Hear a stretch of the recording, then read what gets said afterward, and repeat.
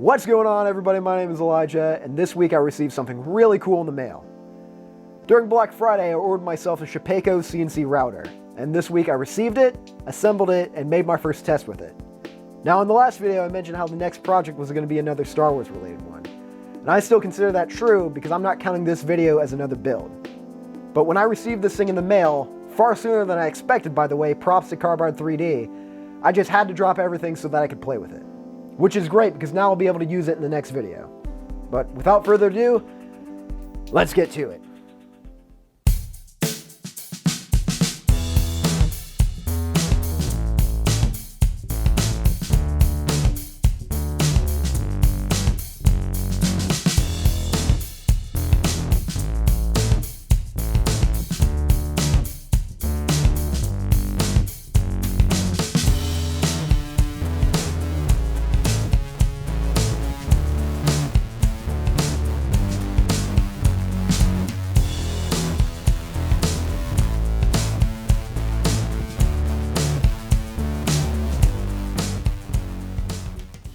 So I gotta say, as someone who has no experience with CNC, I was awfully nervous about this thing. It's certainly the most expensive tool I've ever bought. And while I was confident enough that I could put it together, there was still those little nagging what-ifs that cast a lot of stress on me during assembly. A trained monkey can be taught to turn a screw, but the monkey doesn't remember all those times they stripped the screw or dropped an expensive electronic. But I do, and those memories haunt me. There were a few minor hiccups along the way, but by the end, this thing really went just swimmingly. The Carbide team created a great instruction manual to follow along with. There's a few points that can get a little confusing because the pictures haven't been updated to match all their current parts, but if you're daring enough to get into the world of CNC in the first place, then you're probably savvy enough to figure it out on your own. And if you're not, then there's plenty of help to be found online.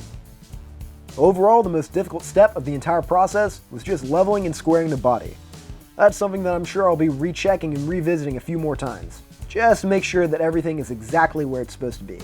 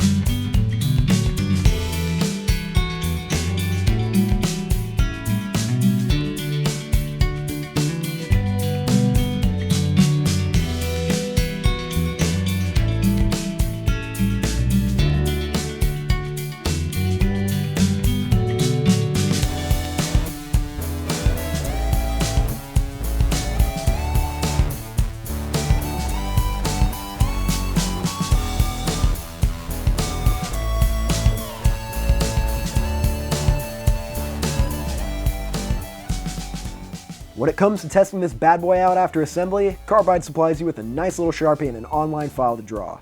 Now, I messed this part up a little bit. I had my frame pushed back too far and it bumped into my succulent shelf, causing the marker to jump a little. I also had the marker pushed down too low, but for the first test, I was still pleased. There were no broken belts or weird noises, no fire, no smoke. Everything seems to be in order for now, but the real testing will begin when I start cutting on wood. I should mention that I am in no way connected to or sponsored by Shapeoko, or Shapeoko. I probably should have checked that. I'm really just excited by this thing. All in all, this was an easy enough machine to assemble.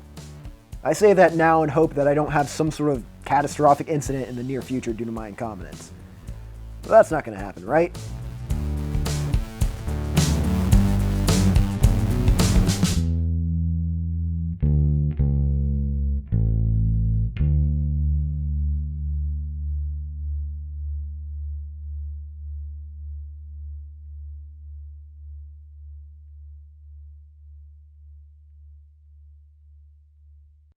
Anyways, that's all I've got for you this week. Next week I'll be back on track with a brand new build for you. As always, I hope you guys liked the video, thank you for watching, and I'll see you next time.